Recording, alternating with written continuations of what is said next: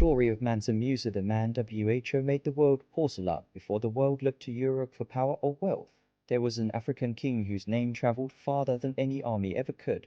His name was Mansa Musa, ruler of the Mali Empire, and history would later describe him as the richest man who ever lived. But wealth alone is not what made Mansa Musa dangerous.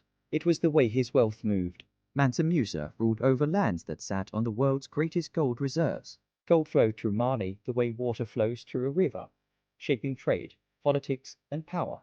Salt, an item more valuable than gold in many regions, crossed his territory daily. Entire economies depended on what passed through his empire, even if they did not yet realize it. In the year 1324, Mansa Musa made a decision that would announce Africa's power to the world.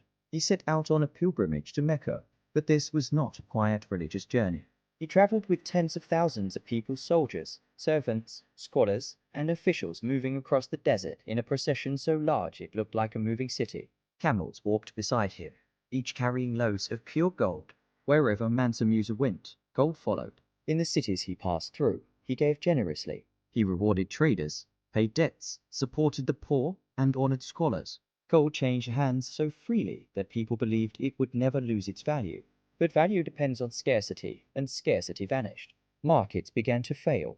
Prices collapsed. In places like Cairo, gold became so common that its worth dropped for years. An African king, without drawing a sword or firing an arrow, had shaken entire economies simply by existing as he was. For the first time, the world understood something it had not wanted to admit. Africa was not poor, backward, or waiting to be discovered. Africa was already powerful.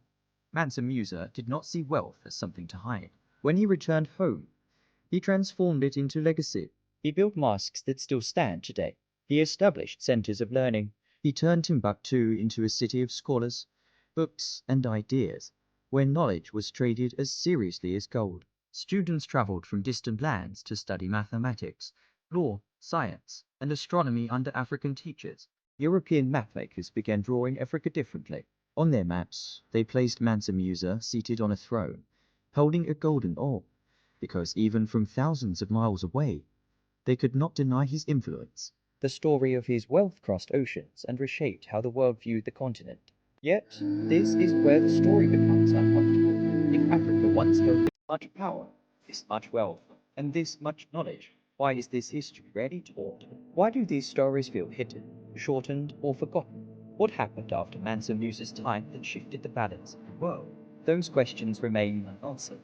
And perhaps that is the most powerful part of Mansa Musa's story. Because it is not just a tale of a rich king. It is a reminder that Africa's greatness is not a myth, not a rumor, and not a recent dreamed of might already happen. And the real mystery is not how rich Mansa Musa was, but why the world moved so quickly to forget him.